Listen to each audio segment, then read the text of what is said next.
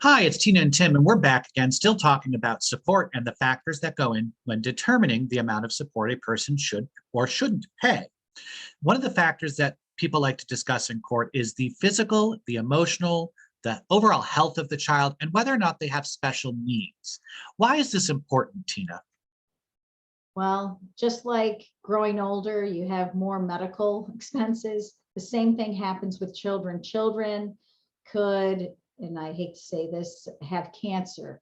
Well, the unreimbursed cost, the cost that the health insurance doesn't cover, is astronomical. So your child or children, whether you're the custodial or non-custodial parent, the court will look at those types of expenses. So if your child needs weekly therapy, well, weekly therapy isn't cheap.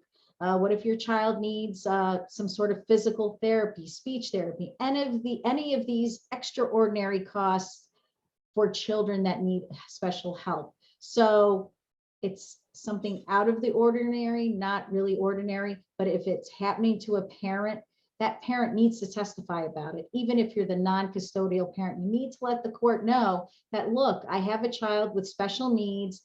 I can't work a full-time job. I need to be home for whatever reason. And you know what? I go out of pocket X, Y, and Z every month, and it's affecting my bottom line to support my family. So if you charge me X amount of dollars each week or each month, I won't be able to afford my life nor my child's life. And the reverse applies. You might get more support if your child has special needs and you are the non-custodial parent having to pay the parent that has that child in their household. So I hope that explains that sort of sad part of the factors.